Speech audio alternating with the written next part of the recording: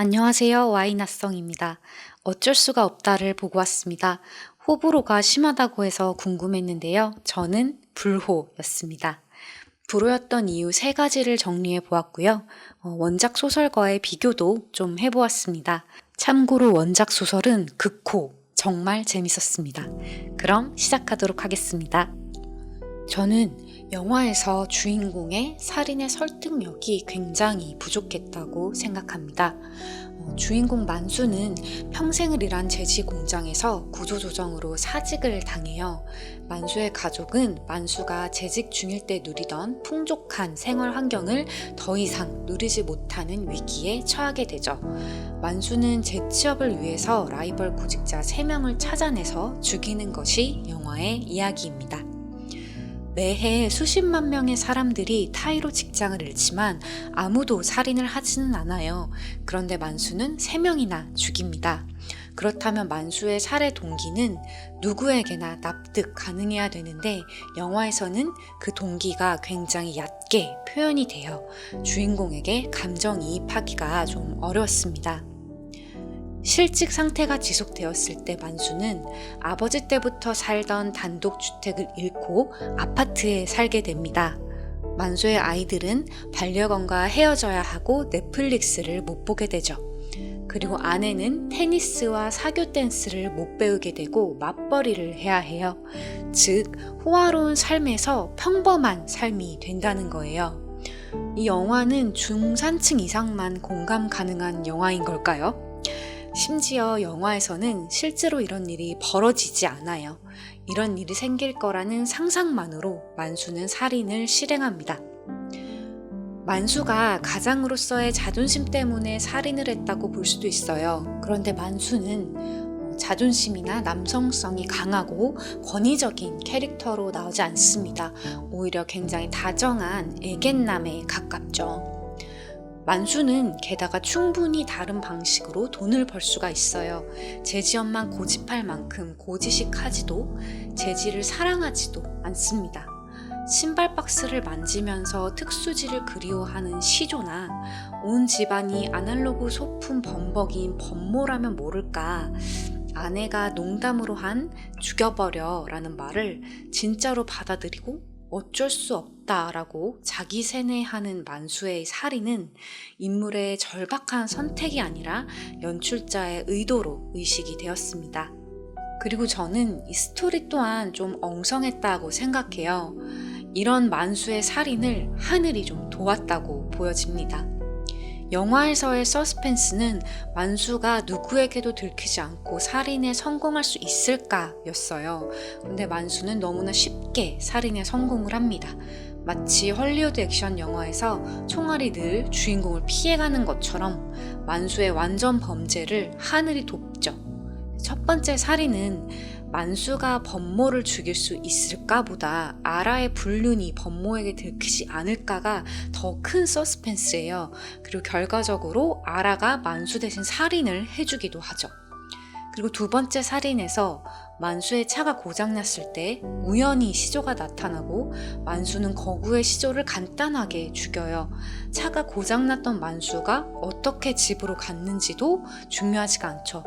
경찰은 시조의 옷자락이 트렁크에 삐져나와 있는데도 못 보고 증거인 탄창을 확보하고도 헛다리를 짚죠. 굉장히 허술합니다. 그리고 세 번째 살인에서 경계심이 없는 선출 덕분에 만수는 선출과 굉장히 쉽게 술자리를 가져요.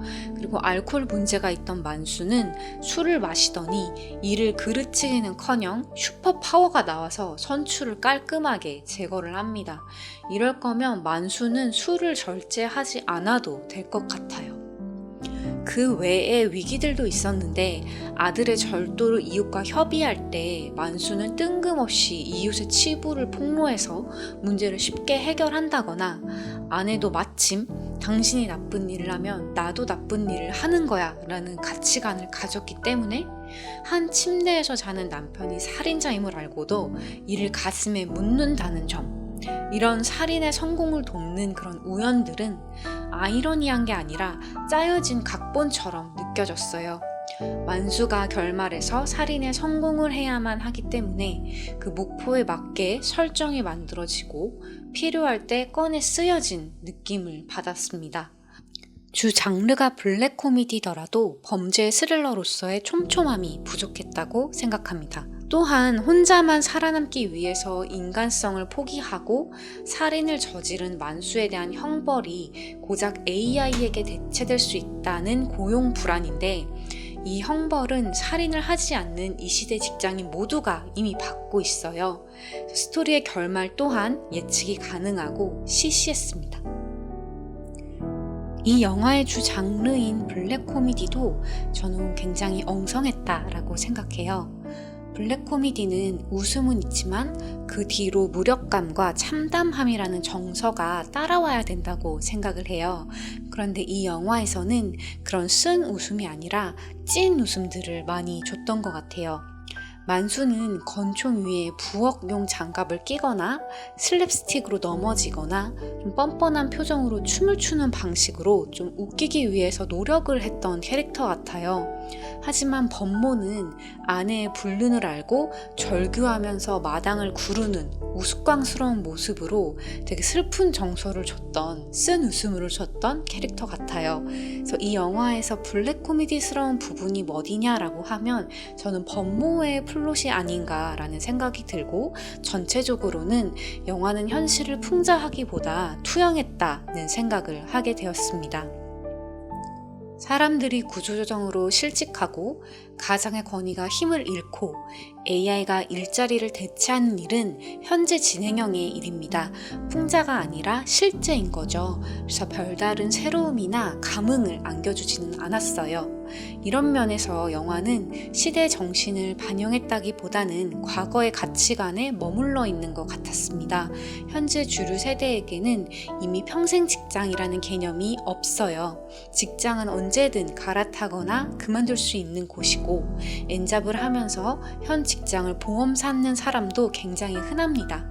그런 면에서 영화의 타겟층은 젊은 층이 아니라 베이비 부머 세대였던 걸까? 라는 생각도 하게 되었어요. 그래서 이 영화가 몇 년 전에 나왔다면 좀 더 의미 있는 영화가 되지 않았을까 하는 아쉬움이 들었습니다.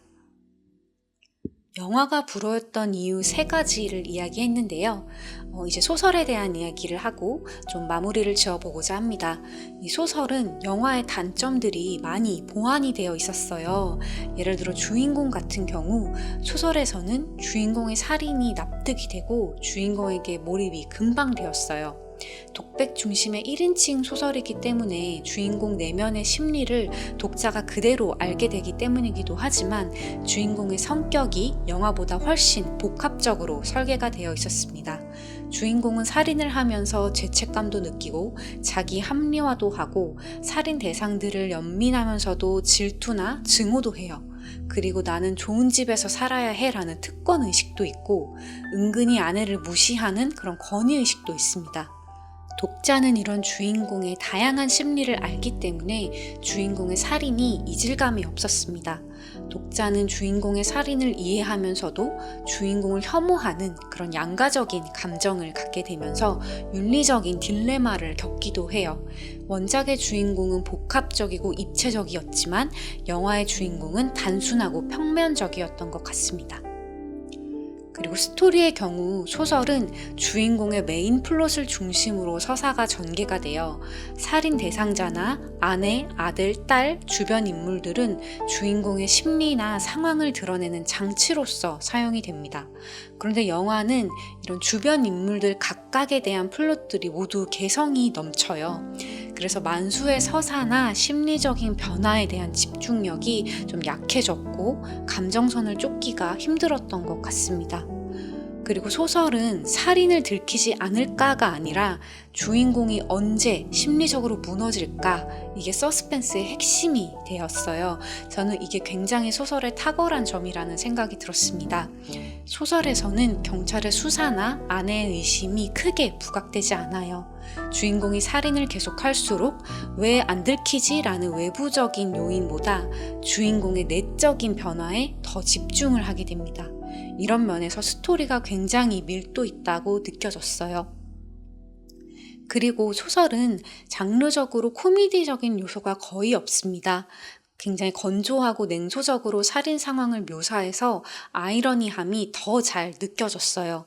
그리고 1990년대의 미국을 배경으로 하고 있어서인지 실업이나 대량 해고, 자본주의의 냉혹성 이런 주제가 이야기와 잘 맞아 떨어졌고 당시의 시대 정신에도 굉장히 부합했던 것 같았습니다.